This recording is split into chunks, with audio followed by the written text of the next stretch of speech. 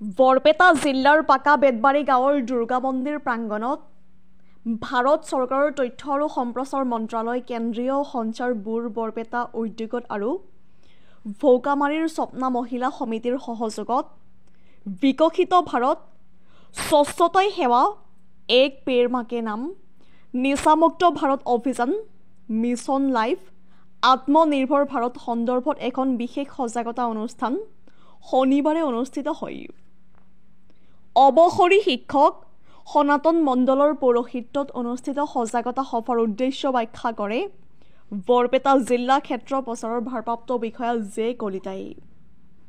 উক্ত সজাগতা সভাত পাকা বেতবাৰী ব্লকৰ BPM Dhanjit Das, block coordinator Sadek Ali Ahmed, পাকা বেতবাৰী ব্লকৰ কৰ সংগ্ৰাহক দিলৱাৰ হুছেইন, এনভাইৰনমেণ্টৰ জিলা কোঅৰ্ডিনেটৰ মহিদুল ইছলাম, সাংবাদিক প্ৰদীপ কুমাৰ চৰকাৰ, স্বপ্না আত্মসহায়ক গোটৰ সম্পাদিকা মমতাজ জাহান তালুকদাৰ, সমাজকৰ্মী শশীমোহন ৰায়, বিভাগীয় কৰ্মী দীনেশ চন্দ্ৰ দাস, জীৱিকা সখীদ্বয় জহুৰা খাতুন আৰু ভানুমতী ৰায় আদি বিশিষ্ট ব্যক্তিসকল উপস্থিত থাকি সজাগতা সভাৰ বিষয়বস্তুৰ ওপৰত গঠনমূলক ভাষণ প্ৰদান কৰে।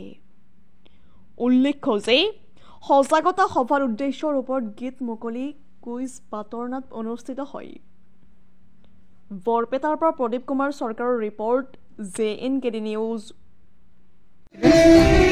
ভাৰত চৰকাৰৰ কেন্দ্ৰীয় সঞ্চাৰ ব্যুৰ বৰপেটা জিলা শাখা অফিচৰ ফালৰ পৰা আৰু স্বপ্না মহিলা সমিতি NGOৰ সহযোগত আমি এই পাকা বেতবাৰী গাঁওখনত এটি বিকশিত ভাৰত শীৰ্ষক সজাগতা সভা আমি অনুষ্ঠিত কৰিছোঁ। আচ্ছা, এনে কি ব্লক হিচাপত নে? নহয়, এইটো আমাৰ এদিনীয়া প্ৰচাৰ কাৰ্যসূচী কৰিবলৈ চৰকাৰৰ নিৰ্দেশ। জিলাখনত কিমানটা হেৰি আছে? এই মাহত আমি কেৱল 3টা কৰি আছোঁ। আচ্ছা, ক'ত বিষয় বিকশিত ভাৰতৰ আছে? নাই, এইটোতো আপোনাৰ ইয়াতে পাকা বেত কৰিলে, ইয়াৰ আগতে হৈছে নেকি? নহয়, এই প্ৰথম। আচ্ছা, ঠিক আছে। ইয়াৰ পিছত ক'ত আছে? ইয়াৰ পিছত অহাকালি আমাৰ উজনীয়া। আচ্ছা, ঠিক আছে। আপোনাৰ নামটো ক'ব? মোৰ নাম জয়ন্ত কলিতা, ভাৰপ্ৰাপ্ত ক্ষেত্ৰ প্ৰচাৰ বিষয়া। আজি আপোনালোকৰ ইয়াতে কি প্ৰগ্ৰাম আৰম্ভ হৈছে? বিকশিত ভাৰতৰ বিষয়ে এটা বিশেষ সজাগতা সভা, মানে আমাৰ স্বচ্ছতাৰ ওপৰত এক পেৰে মাকে নাম, তাৰপিছত আত্মনিৰ্ভৰশীল মহিলা, এনেকুৱা এটা আমাৰ সজাগতা সভা পাতিছে। আমি এনে গাঁৱে ভূঞে যদি সজাগতা সভাবিলাক পাতোঁ তেনেহ'লে আমি যথেষ্ট লাভৱান হ'ম, কাৰণ স্বচ্ছতাৰ ওপৰত আমাৰ মহিলাসকলে আগবাঢ়ি আহিব লাগিব।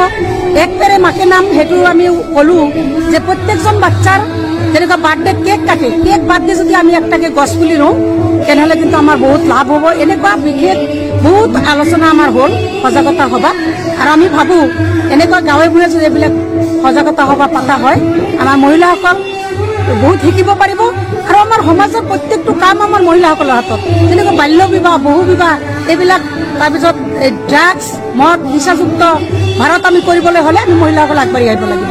সেইকাৰণে আমি মহিলাসকলক লৈ প্ৰায় 60-70 জন মহিলাক লৈ এই বিকশিত ভাৰতৰ ওপৰত বিশেষ সজাগতা সভা পাতিছোঁ।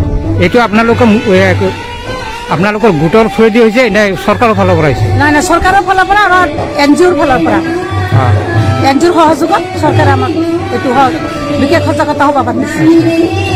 এইটো প্ৰত্যেক গাঁৱতে স্বপ্না মহিলা সমিতি NGOৰ নাম।